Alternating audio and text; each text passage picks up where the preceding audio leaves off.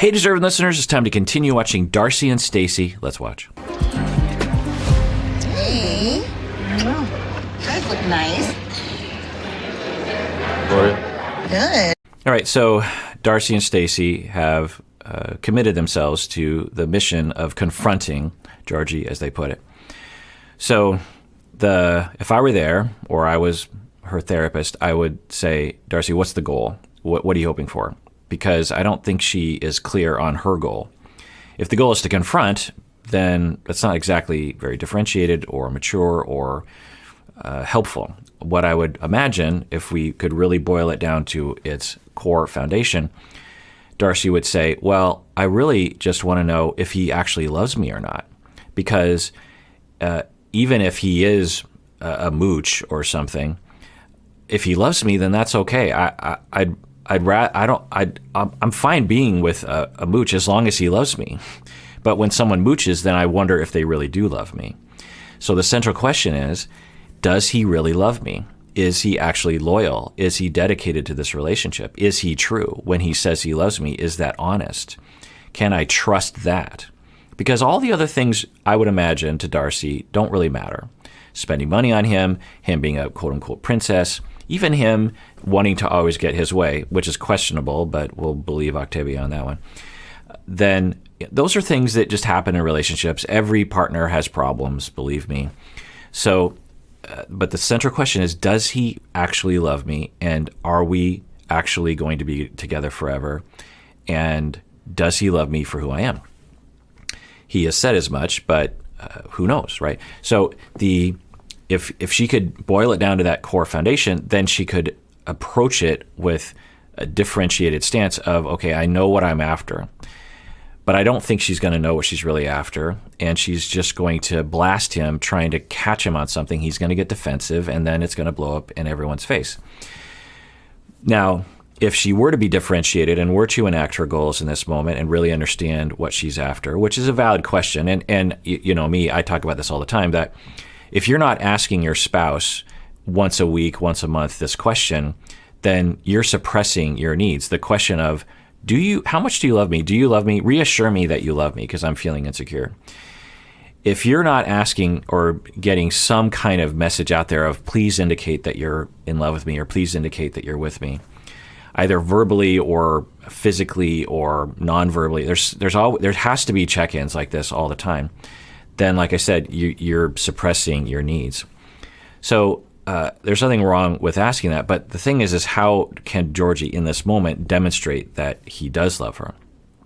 Well, if she lobbed it over the plate, then he would be able to say, well, I love you for these reasons, and if it's money that you're concerned about, look, I'm going to start working. And two, if you don't want to spend money on me anymore, I don't care. Like, you could never spend another dime on me for the rest of my life. I still love you. Do you want me to give you back everything and we can return everything that you've ever bought me? Because that's not why I'm here. So maybe that would help, but I don't think she's going to lob it over the plate. Let's see what happens. Texas girl. Yeehaw. You coming with a horse? Yeah. Cowboy. How are you feeling? Are you okay? Yeah, why shouldn't be okay? Hey, they have the same jars that I have. I even have some blue ones like that. I find that these jars, although giant with huge openings, I find that it's just a satisfying thing to drink out of. You know, it's so funny. Looking back at what Octavia said, how Georgi wants to be treated like a princess. And then we get to dinner and he's sitting there with the faux fur that Darcey bought for him on our birthday. Just sitting there like his don't stink. That's one way of looking at it, or he's hurt and quiet because he's been attacked by all three of the people at this table, and he wants to subtly communicate that because he has no other recourse, and he's also protecting himself because if he says anything, he knows he's going to be attacked. And he just happens to be wearing a gift, and wouldn't you want someone to be wearing a gift that you bought for him? Did he force them to buy him this jacket?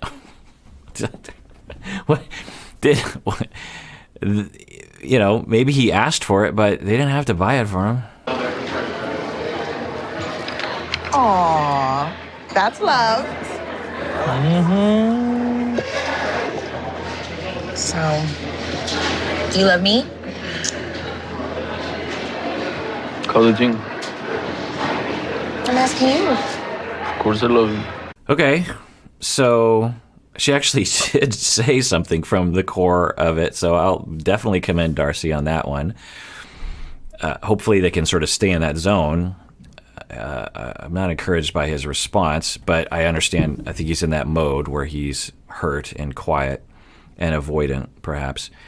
And he says, why would you ask that question? Because I think he's angry, because I think it's justified. This is, of course, I love you. Okay, so let's hope that Darcey can stay in this differentiated place and say, like, okay, well, that's what I've been struggling with for a while now.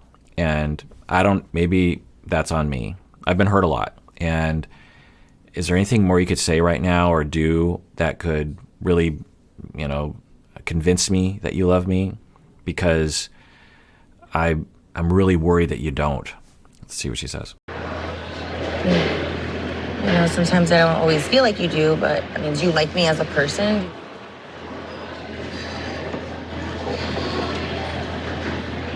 Do you respect me?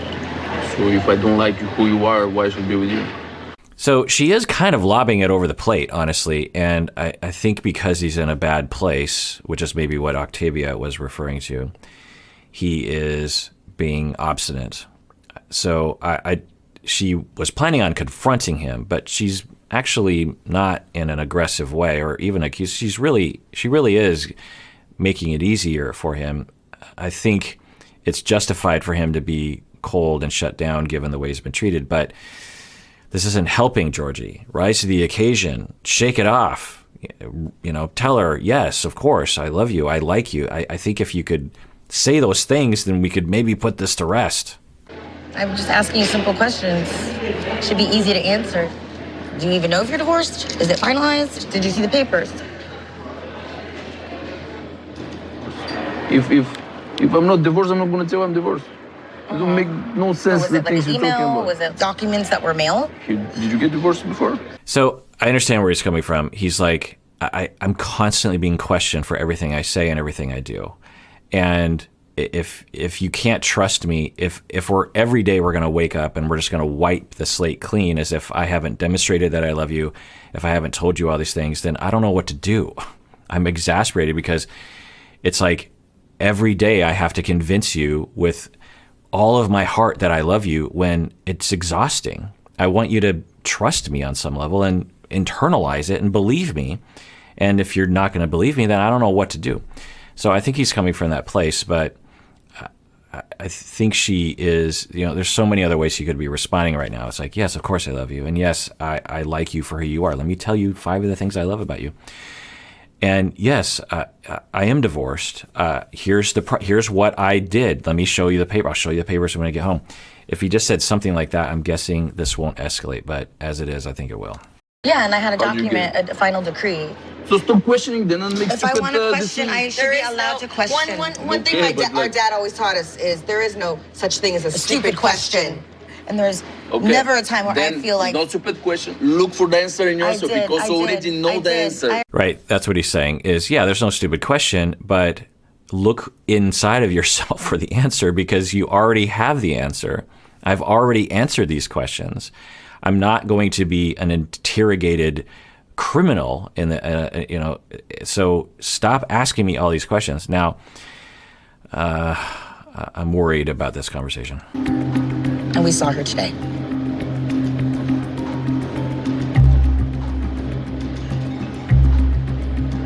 You look for the fishing under a wrong rock, No.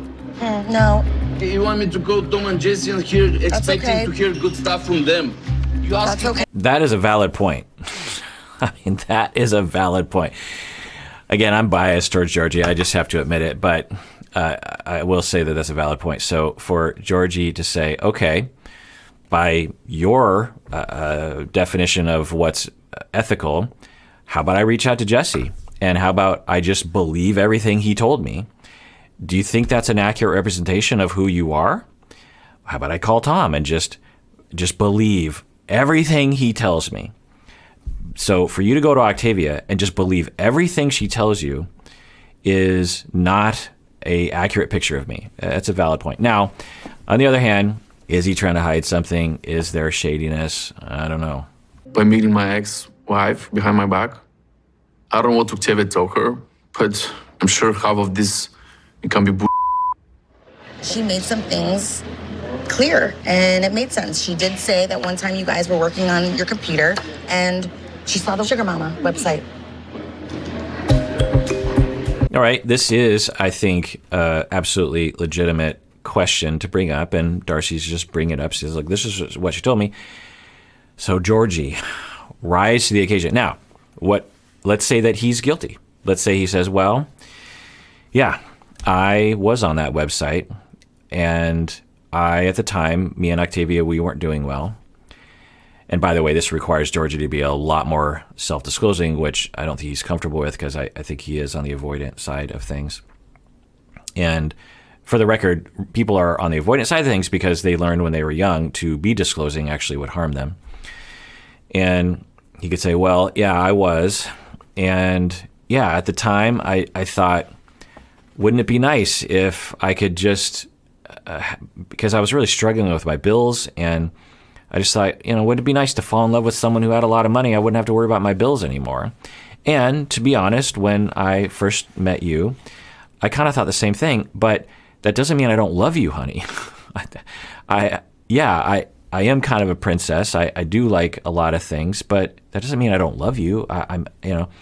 So if you were guilty, now if you weren't guilty, you'd be like, I don't know what you're talking about. Like, I wasn't on that website. I don't know what my ex-wife was thinking of. And she said things sometimes that were ridiculous. Or, yeah, I was on that website, but I wasn't on the website. I was just looking at it. I mean, I go to a lot of websites. Let's see what he says. I'm not going to be with someone That doesn't have anything? no. He knows exactly what a Sugar Mama is. He's normal, 100%. Yeah. And the fact that he's sitting there acting like dumb, that's insulting to our intelligence. Come on, like, we see the game he's playing here. Right. Who knows? But I could see a world in which he was legitimately looking for a sugar mama in the past, and he doesn't know how to explain it. There are some signs that this is his coping mechanism, that he either verbally doesn't know how to explain things, or doesn't trust other people to believe him, or his way of trying to manage conflict is to shut down. And instead of saying, oh, yeah, so I went through a phase where I actually dated some sugar mamas, and I don't know, I was just in a weird spot. Like, we can't really imagine Georgi saying something like that.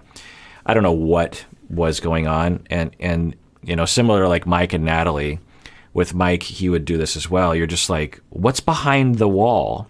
And for people who have paranoia from preoccupied attachment and attachment instability when they're growing up, then they fill in the blanks. In the lack of information, they will fill in the blanks with something that's negative. So even if they get through this, I worry about Georgi and Darcey triggering each other in this way, similar to the way Mike and Natalie would, and that they won't go to couples therapy for help. If you want to date older woman, that don't need to be sugar mama. No, she said Need that to you be had like, a certain type. Do you want to listen? Yeah. Do you want to finish talking or no? Sometimes I don't want to date young girls. That's why I match with you, because you're older. Okay, so this is interesting, and I think it does provide context, and it's possible that Octavia was seeing a different website, that it was a website for dating older women and not necessarily sugar mamas, right? And so he's saying, sometimes I don't want to date people my own age, and I want to date someone that's older. All right, that seems credible. Now, I don't think it's going to convince Darcey. What would convince Darcey is the things I was saying before. Just like, no, honey, look, I love you. Octavia, she's got some issues, and I don't know what she told you, but I'm guessing she's not exactly unbiased when it comes to me.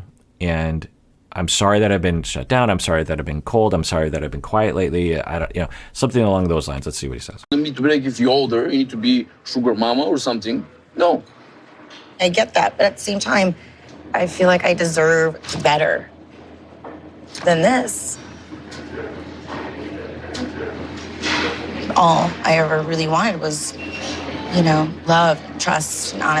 So I thought Darcey was doing pretty well until this point, and now she's essentially saying, I am being treated poorly, and I am with someone who doesn't really love me, which I don't think is necessarily true based on what we've seen. So I think she's falling into a pit. And I'll see this with couples that I'm treating is they can sort of hold on for a while to differentiation, but then enough triggering will happen or enough tension, and they sort of, I get this metaphor in my mind of them falling into the abyss, the pit of despair, and the pit of despair.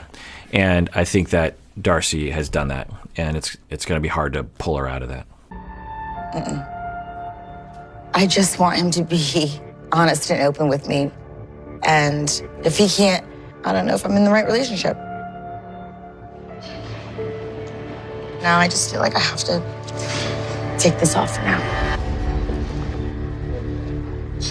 Wow.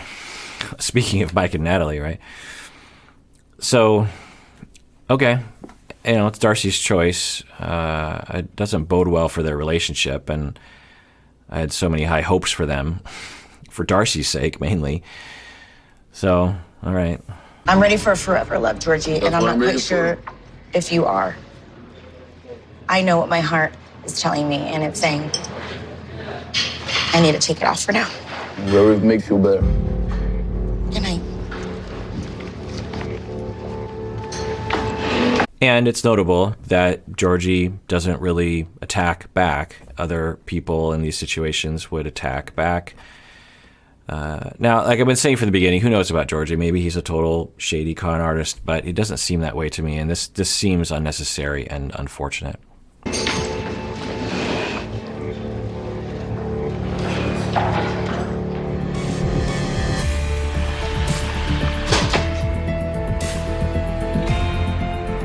I'm not gonna walk down the aisle with someone I feel like isn't truly in love with me. It's gonna be okay. And then we also wonder, because we've seen evidence of this before between the two of them, that they have a lot of competition and will dislike it when the other person is finding love in their relationship. I mean, this is going way back in the seasons. And I don't want to accuse Stacey of this, but subconsciously it's possible that Stacey is subconsciously hoping that Darcey and Georgi won't work out because she doesn't want Darcey to have a better relationship than her. That's a wild and horrible accusation, but we've seen that before when Darcey was with Tom. I remember thinking or seeing evidence that it seems like they had that sort of competition with each other. At least Darcey had with Stacey. I don't know if we saw the other direction. And we can operate, subconsciously sometimes in these ways. And or Darcey and Stacey are worried about their relationship. And if they're both married and in good relationships, maybe they worry that they won't be close. And maybe this is, that tension, and they're scapegoating Georgi as a way of gaining closeness, because they certainly are close in this situation. I don't know if I've ever seen them as close as they are triangulating with Georgi. So it raises that suspicion.